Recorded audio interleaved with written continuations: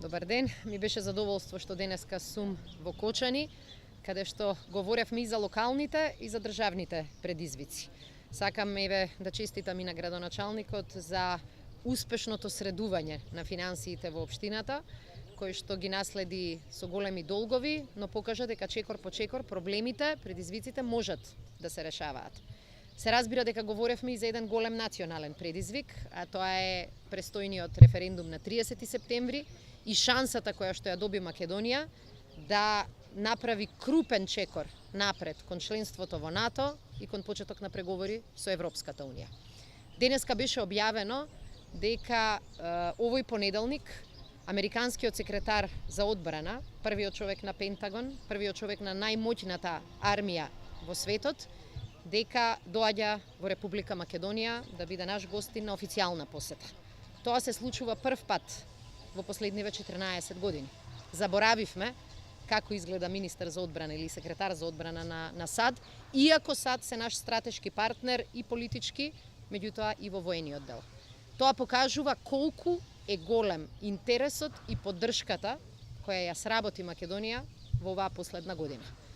Во само еден период од 10 дена не посетуваат најмоćните, највлијателните луѓе и представници на најкрупните фактори во НАТО и во Европската унија.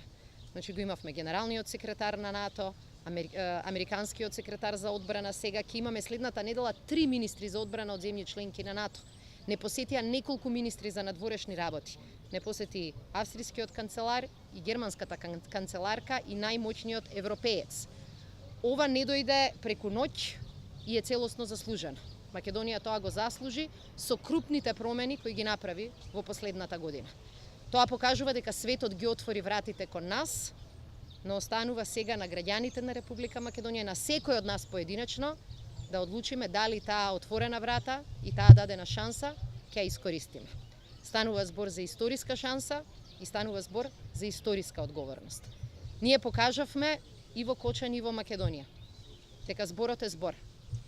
Ветивме дека Македонија ќе ја добие НАТО поканата. Тоа го сторивме.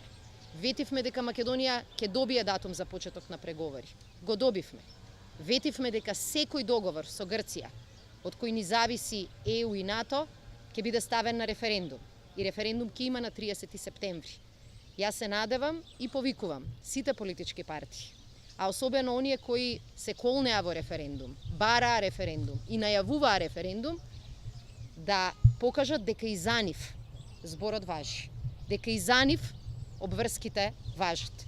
И на тој начин да покажеме дека Македонија е обединета во својата заедничка цел ова да биде подобра држава, безбедна, сигурна и економски напредна.